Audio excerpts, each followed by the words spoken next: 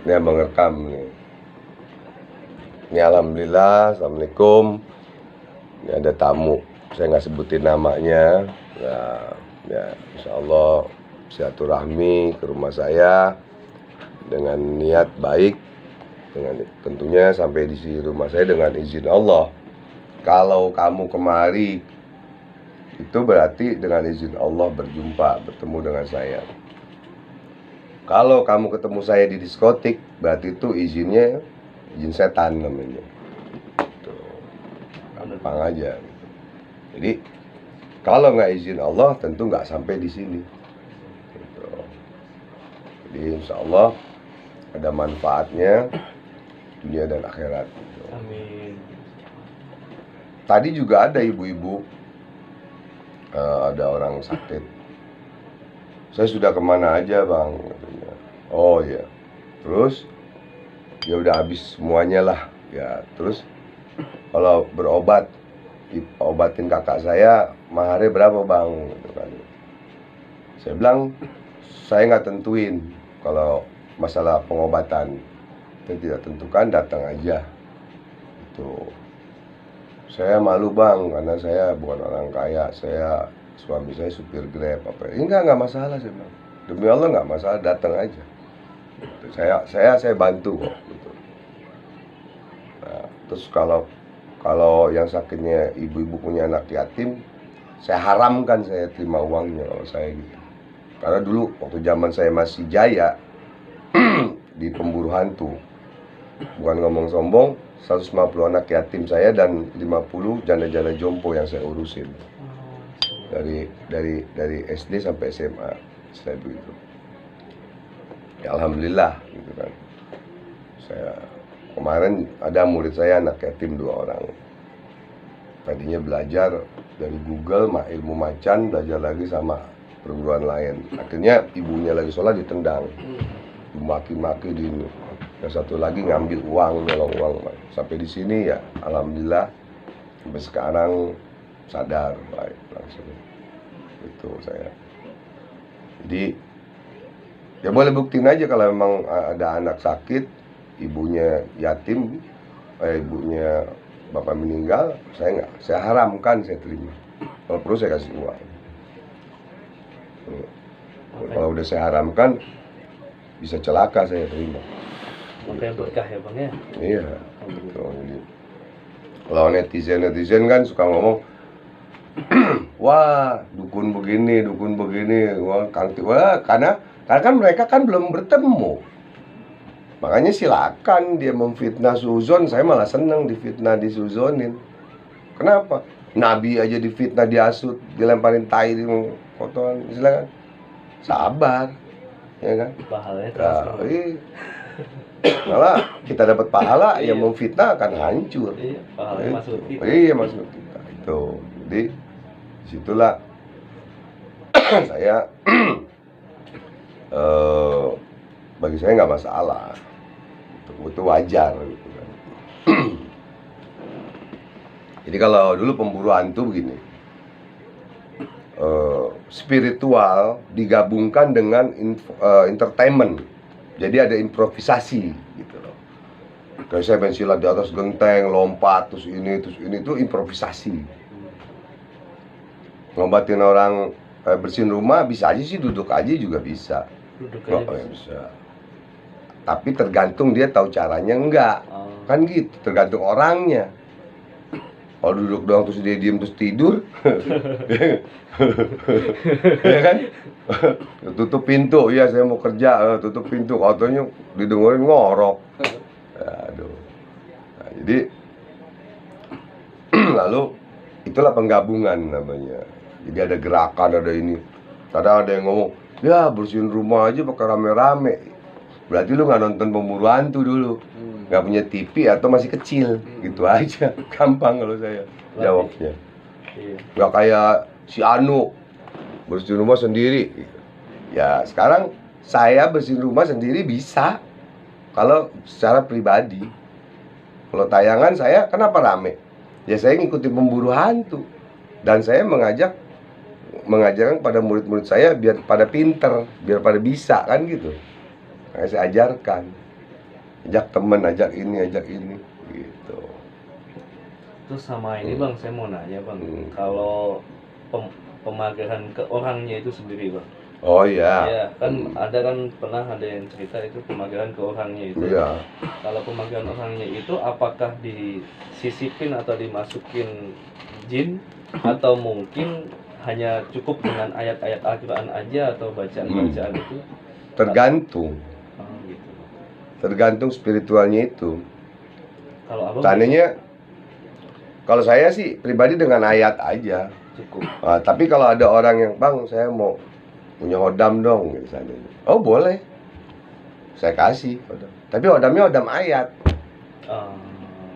Karena alif aja itu hodamnya malaikat satu. Benar. Apalagi banyak gitu loh. Nah sebelum kita memagari orang, kita pelajari dulu diri kita sendiri.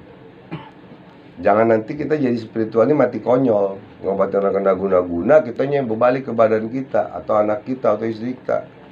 Nah, mati konyol namanya, bodoh namanya. Ya, harus kita bisa memagari diri kita sendiri, jangan sampai ada apa-apa gitu loh. Karena waktu pembunuhan itu sering Pak Hari Rimak almarhum pulang ke rumah bola api, plus buta 2 minggu. Coba kena Brahma, bola api. Terus ada yang didorong, Ustadz Syarif didorong jatuh dari tangga, buat patah sininya. Jadi kalau orang lihat kayak main-main, saya dulu pun menghina pemburu hantu. Jujur demi Allah, abang tuh nonton pemburuan, ngapain sih nih orang bersihin rumah aja kayak ngangon bebek gitu. Sumpah demi Allah. Gak lama setelah ngomong begitu, datang manajer pemburu hantu, ngobrol kayak begini-gini. Apa sih kalian abang, apa sih bidangnya ini gini-gini. Ya, abang ceritain, abang di bidang hikmah, sebenarnya ahli wafak, bikin wafak di dalam kitab, ya dalam kitab Samsul Ma'arif, Al-Qurbo dan lain-lain. Mambau Sulikmah, karangan Imam Ghazali, terus ngajar silat, tenaga dalam, hikmah. Aslinya begitu, tukang urut, gitu juga. Gitu. Cuman kan banyak banget bang, kayak masyarakat awam itu kadangkala ada rasa takutnya nanti kalau saya minta kodam nanti saya sirik lagi. Iya, makanya tergantung permintaan dari orang itu. Kalau kayak kamu nih, bang saya minta penguncian badan, jangan kena guna-guna, jangan kena ini, insya Allah gitu. Ya isi itu kan ayat Allah, ada ayatnya dan ada caranya, ada gerakannya, gitu loh. Dari air doang juga bisa, kenapa nggak bisa? Gitu. Tapi kan takutnya kurang kuat. Kan ada orang mengisi badan seseorang itu, kekuatannya cuma seminggu, 2 minggu, atau 40 hari hilang. Ada. Nah, di samping kita sudah isi, baru kita kasih bacaannya. Ini bacaannya kalau habis sholat segini, begini, gitu. Jadi kalau badan kamu kayak nggak enak, kayaknya nih kalau udah diisi, biasanya kalau sama abang tuh hati nanti ada bicara atau bisikan bicara gitu hati. Oh ini kok kayak sakitnya kayak diguna-guna ya, kayak lain ya, itu gitu. Oh cara ngebuangnya gimana, harus bisa juga. Jadi cara ngunci badan, terus cara membuangnya juga harus bisa. Itu harus tahu. Terus kalau seumpama sudah dipagerin sama dengan dipagerin nama abang dengan ayat tadi, jika memang orang itu mohon maaf kelakuannya buruk dan makin melakukan dosa seperti zina, minum alkohol, apakah pemanggilan tadi jadi luntur atau tidak? Dia kalau memang dengan ayat Allah itu dia akan bang, dia akan pelan-pelan luntur, pelan-pelan luntur, pelan-pelan hilang. Ya memang memang abang kalau abang kan memang selalu dengan ayat ya. Kalau mau yang hitamnya, yang bebasnya ya ada juga. Mau pakai apaan juga nggak masalah. Cuman kan takutnya itu jadi dosa gitu ya. abang juga kena dosanya. Walaupun tuh bisa. Ya. Tapi ada yang minta seperti itu bang ke abang? Pernah? Pernah. Pernah. Tapi Abang kabulin? pernah abang kabulin dulu. Gitu. Pernah abang kabulin. Tapi abang bilang, abang sumpah, gitu loh. Apapun yang abang berikan untuk kebaikan dan kamu jangan begini. Tapi kamu gunakan untuk untuk yang nggak baik, kamu zina dan lain-lain, ini minum ini. Kalau kamu kenapa-napa jangan salahkan abang. Dan abang nggak mau nanggung dosanya ya. Ya bang siap, ya udah. Aja. Sama juga gini, orang hadir pengajian, ya orang hadir pengajian ilmu fikih, hukum Islam. Di dalam fikih nggak boleh orang minum alkohol, zina, judi. Nah kata gurunya gitu tuh. Terus dia pulang, ya kan? Pulang terus dia melakukan satu maksiat. Kena nggak gurunya? Kena ya? Ya enggak dong. Enggak ya? Ya enggak, siapa bilang kan? Kan itu kan udah dikasih tahu. Pribadi dia sendiri. Ya antara dia dengan Allah. Gitu. Sama juga kayak ilmu abang mungkin ya. Jika memang abang mohon maaf. Iya, makanya kita harus mengasih tahu. Kadang abang sendiri ilmunya kadang keluar sendiri atau Ya, kalau memang mau melakukan itu ada teguran. Kalau abang tingkatnya langsung ditegur. Berbuat salah nih, langsung ditegur. Gitu loh. Karena kan abang pegang itu kan ilmu syariat. Tapi ilmu syariat, tarekat, hakikat, marifatullah. Ya abang dalemin ilmu-ilmu yang lain. Tapi setelah, mohon maaf bang, saya potong. Kalau abang dalam melakukan kesalahan itu, apakah ilmunya keluar atau tidak? Salahnya yang mana dulu? Anggap aja kita buat salah dosa. Iya, kalau minum, dosanya yang mana? Ya minum. Ya, apa gitu? Apakah ilmunya abang keluar atau bagaimana? Minum alkohol ya? Iya. Itu berkurang. Kebesarannya saja. Maksudnya? Ilmunya agak sedikit berkurang gitu. Iya, berkurang. Tapi kalau bertobat lagi ya ada lagi, terus puasa lagi ya ada lagi. Istilahnya seperti itu. Tadi abang bilang kayak pasien-pasien abang kan macam-macam semua. Ya ada cewek malam. Ini iya. Ini kau tuh nama teman. Ada cewek malam, ada dagang, ada macam-macam deh semua. Iya. Semua. Ya intinya, kok abang bantu yang begitu seandainya gitu kan. Pertanyaan kenapa abang bantu? Karena yang gini aja, bang mah gampang doang. Anjing kemari aja kausan abang kasih minum kok. Itu aja. Kita Islam ini rahmatan lil alamin untuk semua orang semua kita bantu. Itu istilahnya.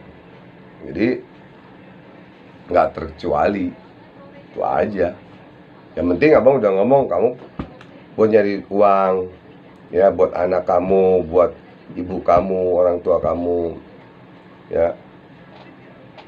Kamu jangan lupa juga kamu sedekahkan, kamu ini dan lain-lain. Dosa kamu tanggung sendiri ya. Nggak ada dosa abang tanggung. Itu orang dosa orang mah ya, kesian malaikat nyatetnya. Yang penting kita ngasih, ya sama kayak orang ngaji. Orang ngaji harus mengkaji gitu.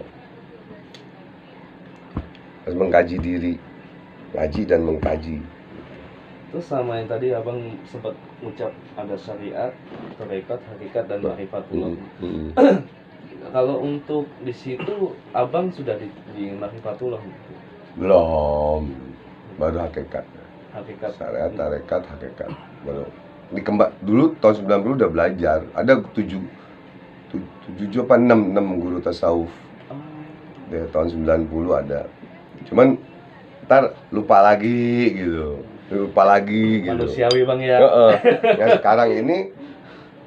sekarang ini dari hakikat. 2 tahun ini ya abang dalemin lagi. Hakikat Naksabandi atau ya? Qadariyah Naksabandia. Iya. Ada Sadatain kayak ini. Habib Umar bin Yahya Pamuragan Cirebon tuh guru abang juga, macam-macam di ya itu untuk apa ya, untuk abang sama Allah, hablum minallahnya. Benar sih bang. Kalau hablum minannas doang yang abang cari, hablum minallahnya yang abang nggak pegang, ntar mati bagaimana? Mati sia-sia dong. Benar bang. Emang mati kita bawa harta apa? Ya kan? Nah, di situ. Jadi kita nggak seperti itu, nggak mau abang seperti itu. Makanya umur udah sekian kan gitu istilahnya. Jadi mau kapan lagi, sebentar lagi mati, kita camat calon mati, ya kan? Apa sih yang dicari kan gitu. Oh mau cari tenar? Iya bener, mau tenar. Dari dulu juga gue udah tenar. Kalau mau ngomong sombong mah, karena lu masih kecil aja belum lahir, atau waktu itu lu di kampung belum punya TV, kan begitu kasarnya.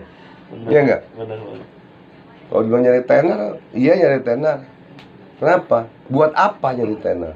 Buat apa? Habluminanas, syariat. Kalau abang udah semua nggak ada bapak, nggak ada anak, udah pada gede, nggak perlu lagi tenar, nggak perlu habluminanas, nggak perlu abang. Habluminallah aja abang. Paling kalau orang abang udah nggak mau terima tamu lagi, nggak mau terima pasien lagi, bisa begitu nantinya. Datang udah nggak usah diobatin nih, air bawa pulang udah selesai, itu aja udah. Nah namanya spiritual sejati, spiritual yang memang benar-benar dia itu hablum minannas wa hablum minallah, dia pegang dan kerja sama Allah, benar-benar kerja sama Allah, bukan mau nipu orang, bukan mau ini orang, bukan gitu. Banyak orang ngeluh semenjak di YouTube ini, banyak orang ngeluh obat kesana kemari cuma jarak jauh diobatin, duit 1 juta, 2 juta, 3 juta, tapi jarak jauh. Saya bilang pengobatan jarak jauh kalau memang ini bohong lah. Kalau memang penyakit berat tuh bohong. Apalagi kalau guna-gunanya berat, bohong dia dari jauh tuh sembuh. Tapi kalau untuk angkat-angkat Yang ringan-ringan bisa. Contoh, ada anak yatim abang di Bandung. Diguna-guna. Udah, setelah diguna-guna, abang 3 hari nih Pak nggak bangun. Oh nggak bangun, suaminya. Kenapa baru ngomong sekarang? 3 hari atau seminggu lah. Yaudah, mana telepon, speakerin, taruh di kupingnya.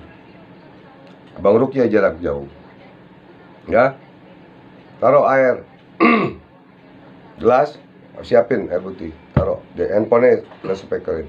Dah, minumin. Mau buat mandi sekarang juga, cepetan. Tuh. Kalau memang guna-guna Allah kasih kesembuhan langsung sembuh. Dengan apa? Dengan izin Allah, dengan ayat Allah tadi.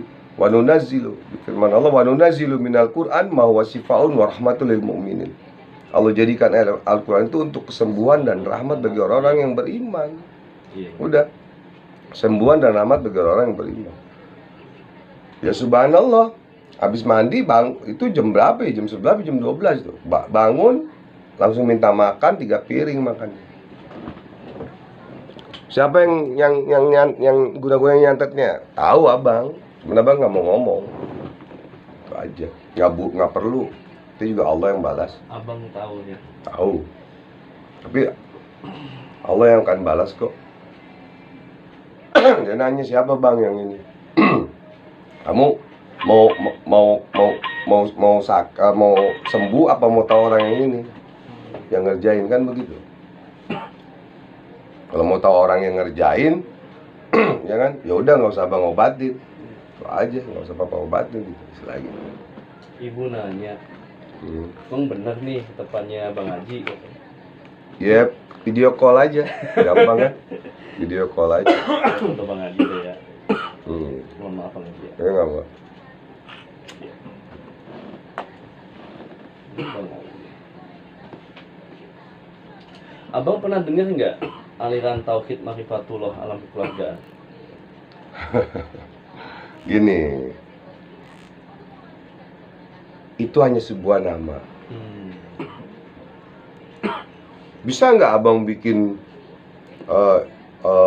majelis tasawuf dengan nama Ma'rifatullah? Bisa nggak? Bisa. Sama dengan Al-Hikmah. Sama. Al-Hikmah aslinya Al-Hikmah yang orang diginin mental. Tapi banyak perguruan menamakan perguruannya beda. Semuanya Padepokan Naga Kembar, atau Padepokan Macan Putih, atau Padepokan Macam-macam Naga Macan. Iya. Itu suka-suka aja. Tapi di dalamnya yang diajarkan hikmah, gitu loh. Cuma dia nggak mau pakai nama hikmahnya, nanti disalahin sama orang. Disalahin sama yang punya yayasan. Iya. Bisa. Kayak abang pemburu alam Indonesia, abang punya akte yayasan. Akte yayasan ada Menkumham tuh, keputusan Hak Asasi Republik Indonesia nomor AU ada. Baru abang perpanjang lagi di tahun 95. Gitu loh. Jadi itu mungkin nama. Nah tapi ada orang tasawuf atau bermarifat atau orang hakikat, dia ada yang berhakikat itu, dia belajar itu, yang diajarkan itu benar ilmu tasawuf, tapi tidak sholat. Ada yang begitu. Banyak banget. Jadi cuman ingat aja sholat, ingat aja di hati cukup. Sama juga sholat. Di dalam sholat itu kan doa dan zikir. Ya udah saya zikir aja, nggak usah sholat. Jadi sesat. Nah Nabi aja sholat sampai kakinya bengkak kok. Iya, makanya. Apalagi kita kan gitu. Itu udah melenceng jauh. Iya, banyak. Cuman bagaimana mau ditangkap polisi kan, bagaimana kan gitu. Kecuali yang ditangkap polisi yang ngaku Nabi. Oh, Nabi ya.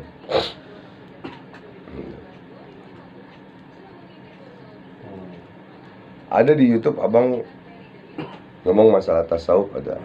Di sini murid-murid semua. Abang nangis, semua pada nangis. Karena lagi mengkaji diri.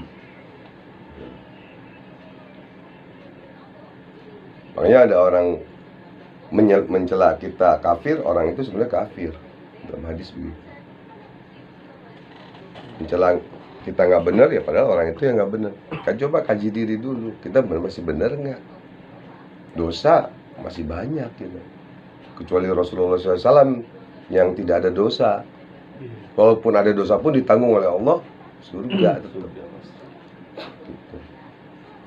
Itu berarti.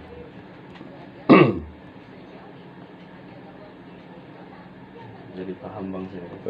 Ya bang, ya begini dandanan. Kalau dulu enggak, dulu selalu pakai koko, baju koko, peci. Kalau lagi ngelainin pasien gitu ya. Kalau dulu masih pemburu hantu. Nah sekarang sama produser bikin film nggak boleh pakai sorban gini, ini cowboy aja, gitu. Pakai peci aja, gitu. Jadi pakai jaket santai. Jadi besok rencana mau syuting besok di mana? Besok mau syuting, insya Allah. Di mana bang? Tadi tapi yang abang bilang itu tadi Di Kampung Sawah. Kampung Sawah, insya Allah. Sama saudara-saudara yang lain. Iya, sama tim. Timnya masih yang ini juga? Enggak. Udah beda lagi. Saya beda. Kalau ini timnya? Masing-masing punya apa? Punya Padepokan padepokan. Termasuk Masing-masing yang masing. dengan gambar itu ya? Iya, Gus Solepati ya. Tuh. Dulu Solepati cuma ngelukis doang, sekarang sambil ngobatin, sambil ceramah, sambil ini, alhamdulillah. Dapat pengalaman dari pemburu hantu kan. Gitu. Sekarang lagi naik daun, alhamdulillah. Bang, rokok jatuh bang. Gimana lu? Itu udah sakit. Plastik. Nah, apa namanya? Ininya longgar pipanya. Terus Kalau kalau Pak Hari ini udah almarhum. Paling Iya, Pak ini Pak Hari Rima. Hari Rima. yang lebih tua ya. Ini, Tiga dari ini. kiri ya. Gitu. terus kalau seumpama mohon maaf bang, saya suka banyak nanya ya karena saya pengen tahu. Bagus. Malah bertanya saat di jalan. Iya. Kalau seumpama ada yang minta kodam atau mungkin diri kita sendiri minta bantuan, bahasanya saya minta bantuan jin untuk sesuatu apa aja, mungkin yang lain kita nggak tahu. Apakah itu dibenarkan di agama? Gampang jawabnya.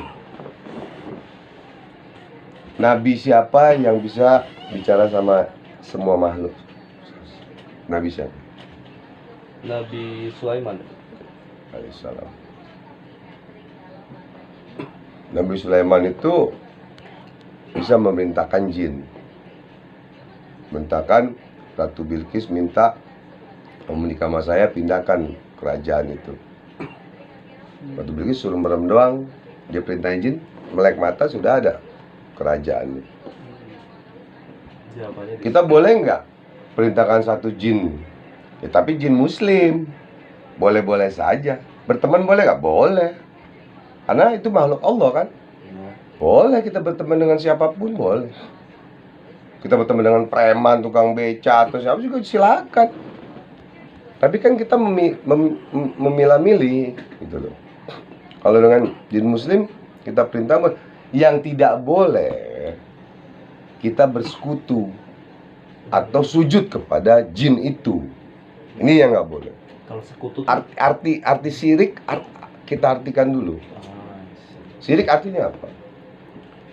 Menduakan Allah. Berarti sujud selain Allah. Dia sujud kepada jin, pada hodam. Itu yang nggak boleh. Jadi Hodam itu kan artinya pembantu. Iya. Hodama pembantu perempuan, hodam pembantu laki. Jadi kita nggak boleh benar-benar bersandar hanya dari kodam itu. Oh iya, jelas nggak boleh.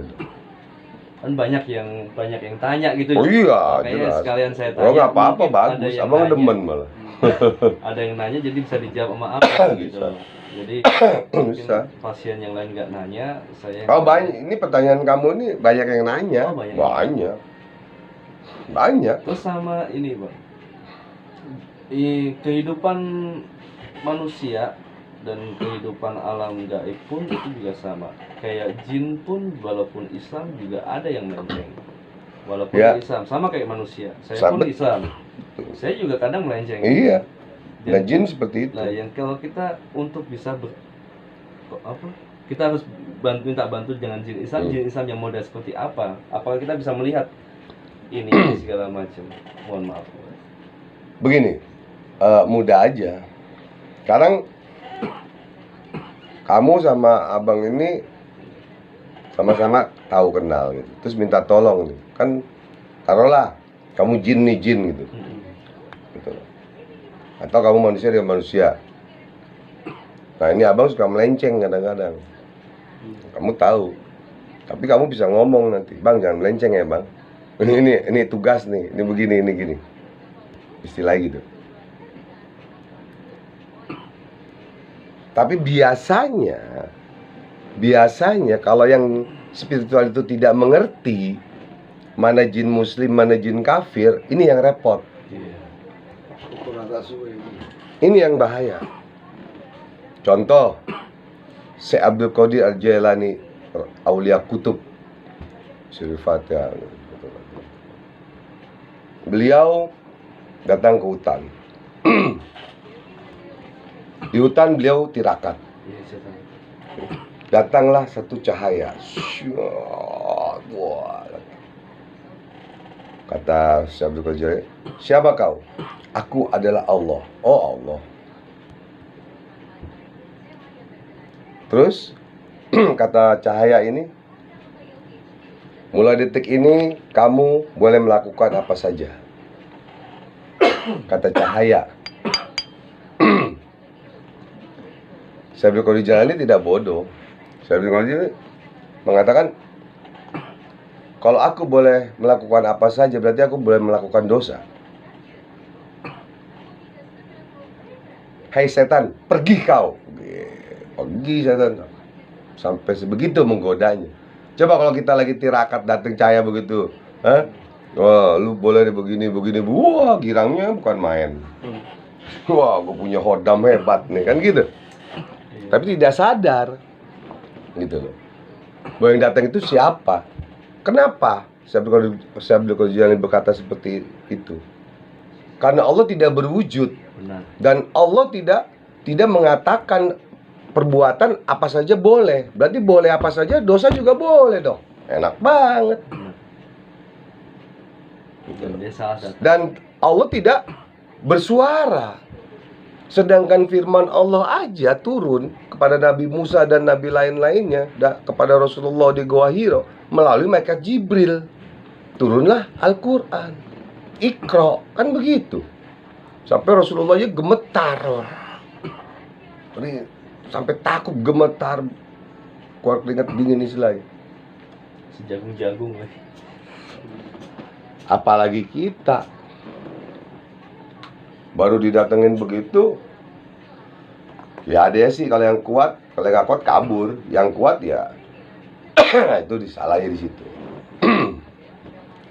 Makanya perlu waspada, perlu hati-hati banget gitu loh. Jadi jangan sampai salah pengertian gitu loh. Nah, gini, kita sedang tirakat nih. Kalau abang kan sering puasa di sini di bawah. Kemarin ini, kalau abang dulu puasain gubernur, puasain ini tuh di kamar ini dulu. Kalau di Otista juga ada kamar khusus. Lalu belum lama ini datang yang dekat dengan SBY, dengan Megawati, dengan ini dekat lah.